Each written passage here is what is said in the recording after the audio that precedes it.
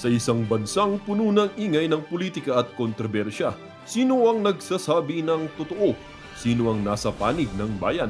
Welcome to Bayang Pinas, ang news channel na hindi takot maglatag ng katotohanan. Dito, pinag-uusapan natin ang mga isyong may kinalaman sa kinabukasan mo, politika, pamahalaan, at ang tunay na kalagayan ng ating bansa. Hindi kami bayad, hindi kami bulag. Sa Bayang Pinas, ang boses ng mamamayan ang tunay na headline. Kaya kung sawang-sawa ka na sa mga baluktot na impormasyon at scripted na kwento, dito ka na. Dito sa Bayang Pinas, tayo ang bantay at boses ng bayan. Kung gusto mong manatiling mulat at informed, don't forget to like, share, and most importantly, subscribe dahil sa panahon ngayon, ang kaalaman ay kapangyarihan. Ito ang Bayang Pinas, balitang totoo, pusong makabayan para sa sambayanang Pilipino. Tara na't alamin ang tunay na balita. Alamin natin yan sa Agenda Weekend Report ni Ivy Reyes. Namatay sa cocaine overdose si Response Corporation Air Paulo Tantoco noong Marso. Iyan ang resulta ng toxicology report. Yan ang mga hindi binabalita ng mainstream media. Yan ang mga mainstream media ang bayaran. Pero pasalamatan natin ang Billionaire News Channel. Palakpakan natin ha.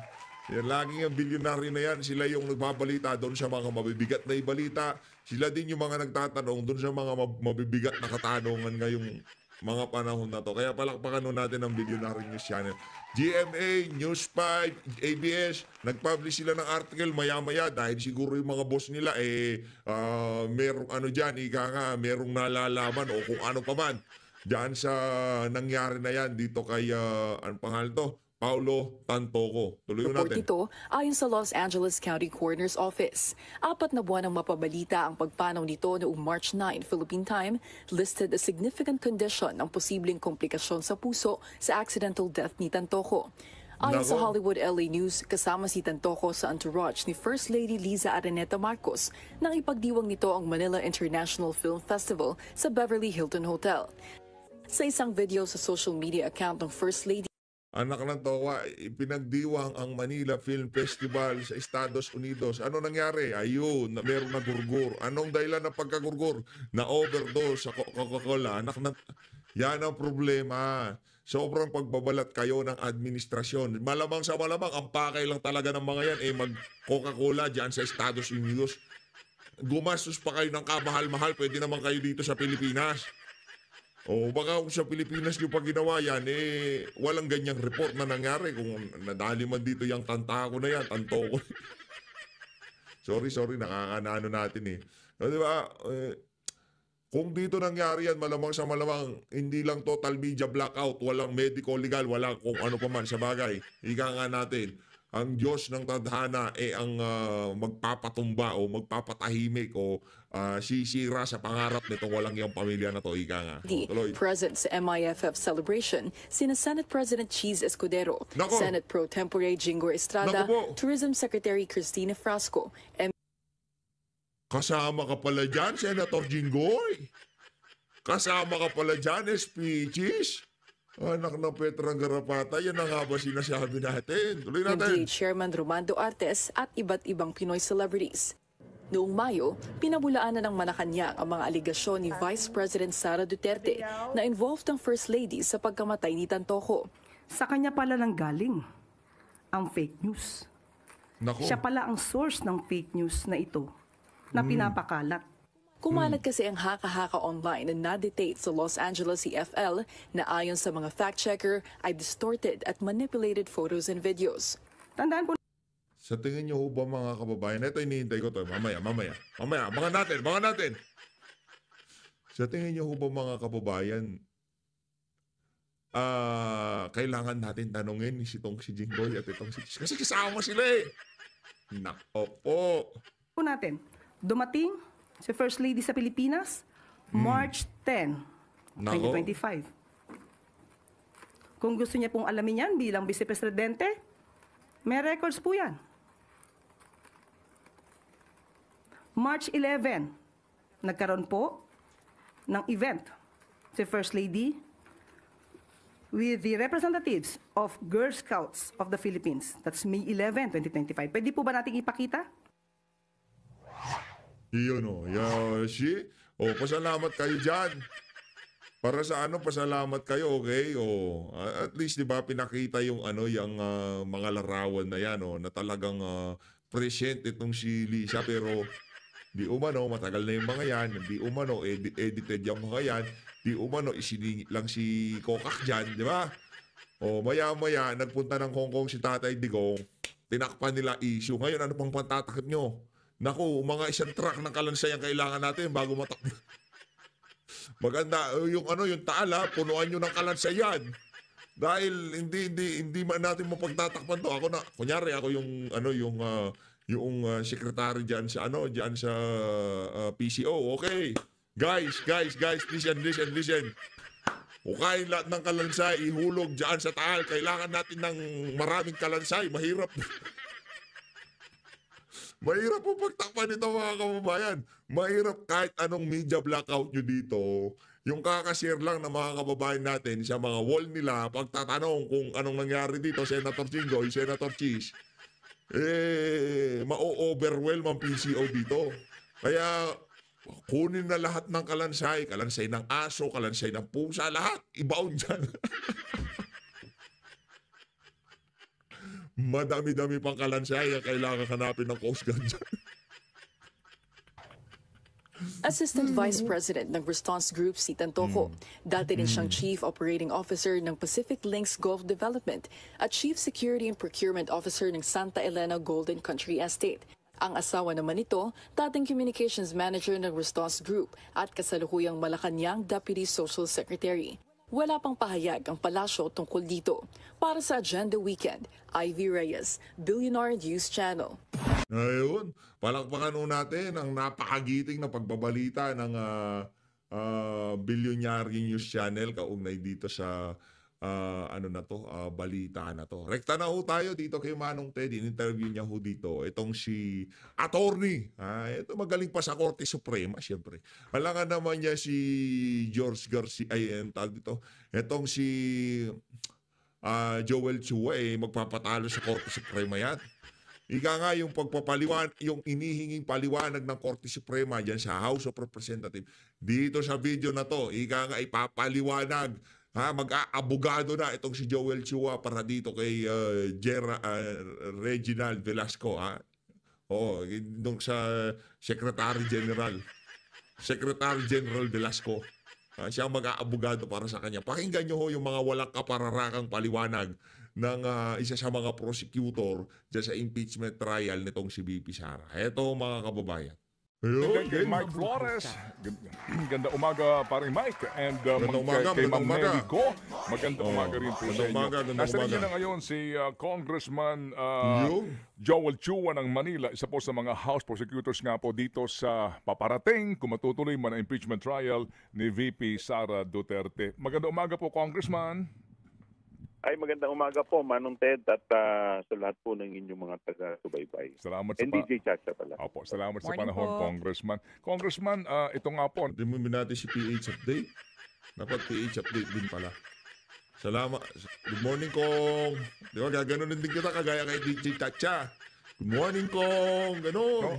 Nakaabot na po sa inyo itong Supreme Court po na order. Nako, para yan po na. pinagpapaliwanag po.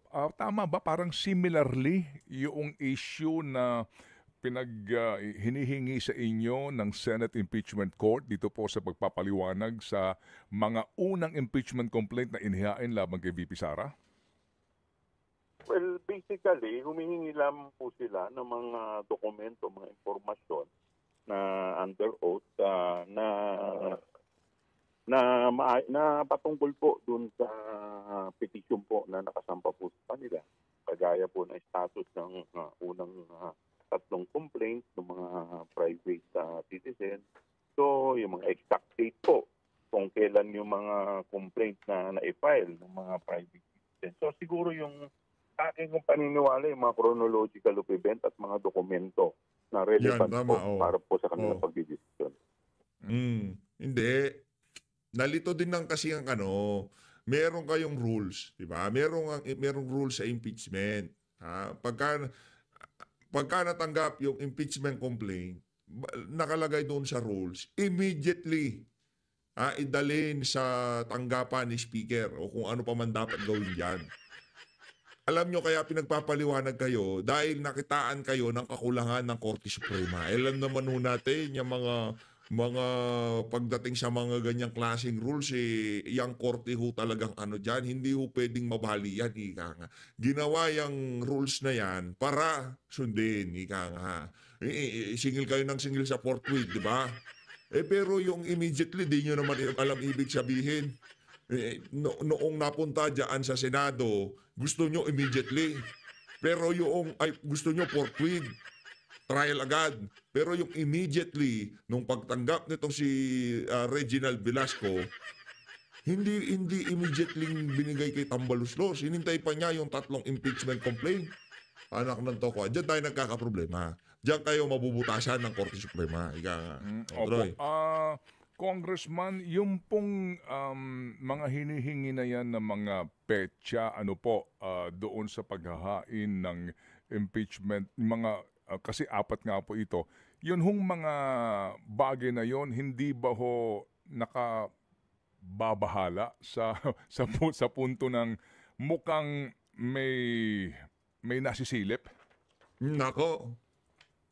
Sa akin po, wala naman po kung nakikitang kabahala. Hindi naman ikaw si Reginald. Parte lamang ng proseso para makapag-desisyon po ng maayos ang ating mga maestrado dahil ito po ay mga impormasyon na siyempre magbabase po sa petisyon po na isinampa po sa kanila. Opo. Kasi nga yung status daw nung first 3 complaints filed by private citizen. So, Congressman, sino po ang sasagot po dito officially po sa petition na ito itong order na ito ng Supreme Court? Mayroon pong partid dito na sasagutin ng House at mayroon din pong partid dito na sasagutin po ng Senado. Opo. And then sa House po, House bilang ho ba ito o katuwang po ninyo ang tanggapan po ng Solicitor General? Ang pagkakaalam ko po kasi yung sa amin po sa House po ito mismo ibinigay. So ito po mga dokumentong to ay ang tanging makakasagot dito ay ang House po. Opo. At dito po sir sa isyong ito, I hope you don't mind me asking kasi ang pinag-uusapan nga po dito ay yung pong inihain na una ng mga impeachment complaint. Hindi po ba, kung magugunita natin, Congressman, bago po itong 4th impeachment complaint na dumaan nga po doon sa mas mabilis na proseso, no? Yung pinakailangan pong yun ang inano nila, yun ang immediately nila. Wala nang nagbutuhan, automatic, pirmahan na. Yun nga ang iba, sinabi ni Senadante, paano ba yan? Papatawag kita sa Senado dahil isa ka sa mga pumirma. Paliwanag mo sa amin kung anong laman noong complaint labang kay VP. Articles of impeachment. Hindi, wag naman. Ibig sabihin, hindi ko talaga maintindihan nung mga pumirma yung mga impeachment complaint laban dito kay VP Sara. Tuloy natin. Thirds po lamang ng boto kaya po na idiretso na po ito as articles of impeachment, hindi na po dumaan sa hearing ng Committee on Justice kasi nga po ito na po yung kumbaga fastest mode na legal naman. Yung pong 3 na inihain na hinihingi nga po ng exact dates na ito, ano ba ang rule ng House kapag po tinanggap ng SecGen yung pong impeachment complaint either coming from a member of Congress, verified complaint, or a private citizen pero po meron siyang endorsement ng congressman? Ang rule po kasi dyan, kailangan within 10 session days may transmit po ito or may refer po ito sa proper committee. Kasi po, ang issue po kasi dito ay yung tinatawag po natin yung ginagamit nilang words kasi na yung sa 10 session days. Dito naman po kasi sa amin pong meron po kasi tayong tinatawag na session number 1, session number 2. So dito po sa atin, pumapasok po siya sa 10 session days. So, session number 26 yata or 27 at nang na-transmit po ito ay session number 37. So, kung hindi po ako nagkakamali. So, kaya po dito po sa tinatawag natin 10 session days, ito po ay pas. Opo. Actually, sir, hindi ba yung pong tatlong impeachment complaint na iyon, hindi naman sila nai-refer ba sila sa Office of the Speaker ni SecGen? Naisama po sila sa order of business sabay-sabay. Kasi meron pong kaso, hindi ko lang po maalala eksakto yung title. Pero dito po sa kasong to, parang sinasabi na pinapayagan naman po na yung SecGen na antayin muna, lalo-lalo na kung alam niya. Kasi kung hindi po, kung ang magiging basihan po natin ay yung unang filing ng impeachment complaint, ay ang mangyayari po yan, unahan na lang po. Opo. Sige, So, paliwanag mo. ko lang. Dito po sa case at bar ngayon, Congressman, dito po sa case at bar na ito, yung pong tatlo na nauna na i-refer on record sa Speaker of the House and the Speaker referred it correspondingly sa Committee on Justice? Sa order of business po ng plenaryo. Opo. Kasi So, nga po, hindi po sila na-refer pa sa Committee on I Justice see. dahil wala pong referral. Kaya hindi po natin po pwedeng masabi na kompleto po yung Proseso. initiation. Hindi talaga rinifer. Hindi talaga rinifer. Nagpabida muna na ang daming impeachment complaint laban kay Sara. Imbis na nakabuti yung ginawa nila na yon, mas nakasama pa dyan sa issue ng impeachment laban dito kay VP. Yan ang problema sa inyo dyan sa House. Masyado kayo mga bida-bida. Yung initiation. Kasi doon po nagkakatalo. Kailan ba? Sige po. So, Okay. Congressman Joel, can you educate us, according to your rules and according to the Supreme Court jurisprudence po dito, when is an impeachment complaint deemed initiated? Dalawa po yan. Unang-una po, kailangan po magkaroon po ng filing at pangalawa po, kailangan mai-refer po to sa proper committee. Kasi dalawang klase po ang proseso. Ang proseso po niyan, unang-una, ay ito po yung tinatawag natin na committee, dadaan po sa committee level. Yung isa pong proseso, yung tinatawag po natin na house action. Yes, sir. Okay, doon sa committee level, kailangan po, dapat yan, meron pong, para makumpleto po yan, kailangan may referral sa Committee on Justice. So, ito pong route na pinasok po ng dito po sa impeachment po ni Vice President Sara, ito po yung house action. Opo. Yung nga yung amin na ipaliwanag. Which is nasa rules po yan at saka nasa Yes, opo. I mean, klaro po yun. 2/3 lang po ang kailangan dito. You got more Yes than 2/3 nga. Yes. Ito rin po yung dinaanan nung panahon din po ng dating Pangulong Estrada, no? Yung that process. Tama po kayo. Okay. So balikan ko lang yung isang mode, no? Okay. Kasi po dito, no, I think dito po ang magiging contentious issue. Kasi ang sabi po dito, no, yung pong filing and referral of verified complaint. No. Basahin ko po, Congressman. Ito po yung House rules ninyo. Opo. A verified complaint for impeachment by a member of the House or by any citizen upon a resolution of endorsement by any member thereof shall be filed with the office of the Secretary General and immediately referred to the Speaker. Okay. Ginawa niyo. So, yeah, opo. And then, Teka. Pasagutin muna natin siya. Ginawa ba ni SecGen yun? Na immediately. Ginawa ba yun? Forthwith kayo ng forthwith. Yan, nasilipan kayo ng Korte Suprema. Sinasabi ng Korte Suprema, yun dapat ang forthwith. Yun dapat ang immediately. Hindi sila gumamit na mabulaklak na salita diyan sa diyan sa proseso na yan. Dahil yan talaga ang dapat na immediately. Yung forthwith, sabi nyo, gusto nyo bilisan. Pero noong sinumite, itinanggap nitong si Sec Jan Velasco, yung unang impeachment complaint, dapat pala hindi man forfeit yung ginamit na salita eh. Hindi man forfeit eh. Okay lang sana kung forfeit yan. Flexible, ika nga nitong si Justice Ascuna, di ba? Oh. Pero, ang sinabi, ginawa ba yung immediately? Yun ang problema natin. Kasi kung ginawa yung immediately, una na yon. Kasi pagka ginawa yung immediately, okay, naipasa na, stop na yon, wala na pwedeng tanggapin impeachment complaint. One impeachment complaint kada 1 taon lang.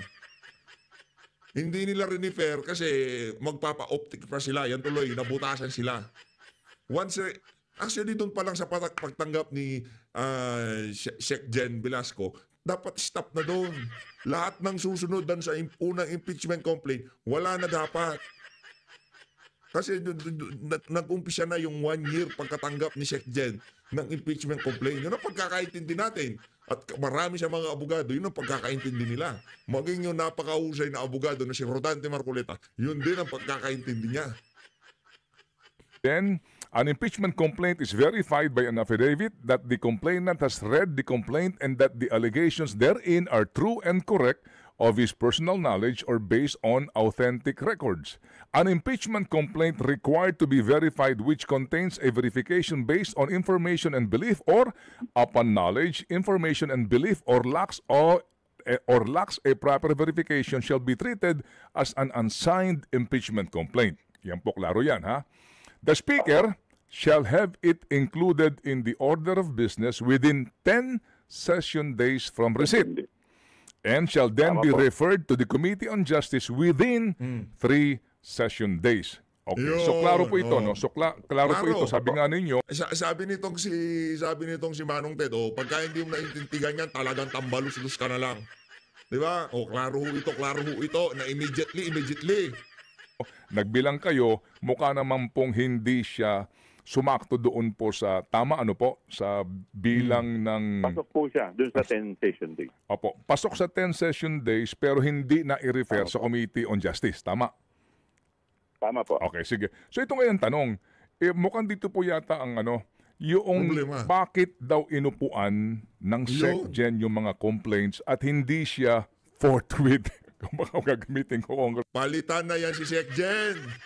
Tumanda na yan dyan sa House of Representatives. Wala pa rin anak ng tokwa. Yung Sec Jen na yan, panahon ni Tatay Digong, dami na. Namuti na lang ang buhok niya sa ilong. Nandyan pa rin yung walang yung... Di ba? Mayaman na ho kayo. Sec Jen Velasco, umalis na ho kayo dyan. Utang na loob. Langya kayo. Congressman, bakit hindi immediately refer to the Speaker upon receipt of the complaint?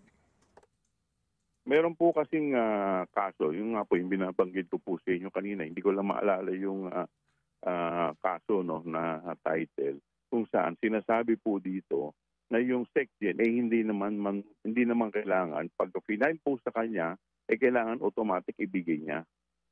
Dahil lalo pat po kung alam po niya na may mga susunod pang mga complaint na isasubmit. Sige lang. Dahil kung ganun po Depensa ang mangyayari po niyan, kada bigay na lang po niya, kada may magpa-file na lang po, tanggap na lang po siya, ibibigay niya, doon na, kung yun po ang magiging basihan natin ng 1-year ban rule, di paunahan na lang po yan. Opo. So dito po kasi ang sinasabi naman po dito, wala naman pong bilang. Bagamat ang sinasabi po dito, ang bilang ng binabanggit lamang dito ay yung 10 session days. Opo. So yun po, so kumbaga po, Congressman, kinaklaro po ninyo na yung SecGen, nung tinanggap niya itong mga paunang complaints na ito, hindi niya muna ito inaksyonan hango din sa kanyang kapangyarihan bilang SecGen sa panahon na iyon? Well, yung SecGen po siguro makakasagot po niyan, but I can only assume na dahil may mga, noong time na yun, nung may nag-file po ng una, may mga nagsalita na po na may magpa-file din. Kaya, kumbaga, may mga kung ang gagawin po niya, so ang inassume ko, ginather niya muna lahat. In fact, meron pa yatang isang nagsalita na magpa-file pero hindi na umabot. Opo.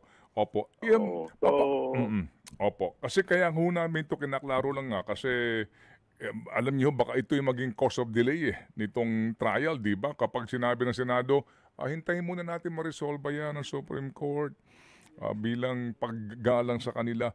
So, Congressman, paano po natin to dapat intindihin, no? itong word na ito? Kasi kung doon sa Senado, yung forthwith, ang kahulugan nila kung kailan ko lang gusto. Ang forthwith po, depende, no? Ito po, ulitin ko lang, very... Ito talagang si Manong Ted na paghahalata ka din. Kung kailan ko... Filed complaint for impeachment by a member of the... Kaya naman Manong Ted naghahalala. Diba? Ibinigay ilang oras na lang magsasara na Senado. Di man nagpatawag ng special session ng Presidente. Paano nila a-actionan ng forfeit yun? Forfeit nga, sinabi nitong si former Associate Justice Ascuna, flexible. The House or by any citizen upon a resolution of endorsement by any member thereof shall be filed. Yung gusto magreklamo with the office of the Secretary General and immediately referred to the Speaker. Yung immediately referred to the Speaker, hindi po forthwith yon, Congressman? Well, pwede po nating sabihin forthwith, pero siyempre po kung may mga nagsabi nga po sa kanila na maghahabol din, na magpa-file din. So, ito naman po ay as long as hindi ka lumalabag doon sa 10 session days.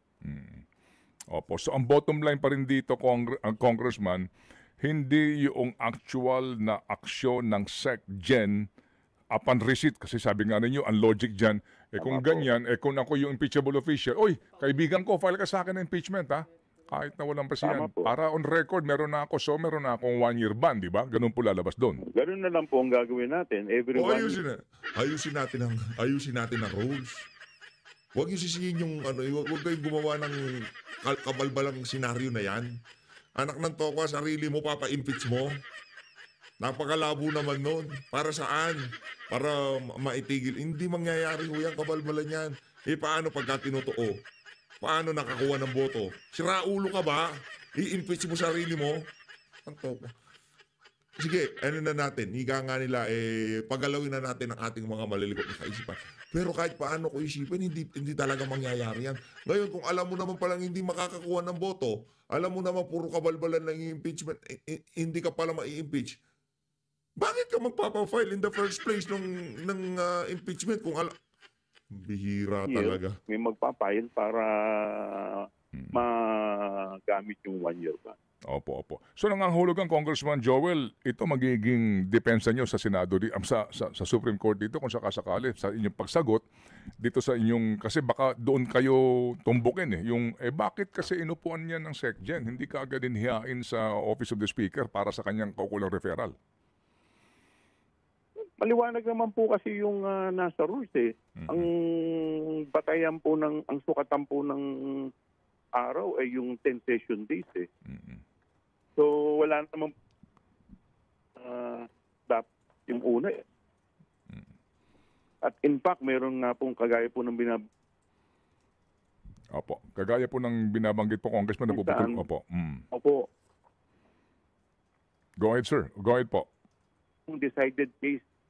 Meron pong decided case ng Supreme Court at maliwanag dito na sinasabi nga po na hindi naman ibig sabihin ay pag nakatanggap ang SecGen, kailangan immediately dalhin niya na agad doon. Kung hindi kailangan, lalo na kung may nalalaman po siya na meron pa Tanggalin na natin yung immediately para wala kayong problema dyan. Kung iba, pwede po niyang i-gather muna. Ito ho ba yung Francisco versus House? Yung Francisco po, ang pagkakaalam ko po, ang issue po dyan yung sa transmit, yung initiate. Yan po ang nagdesisyon, yan po ang nagsabi na yung word initiate Ibig sabihin, filing at saka referral. Mm. So makikita po ninyo yan, nandiyan dyan po yung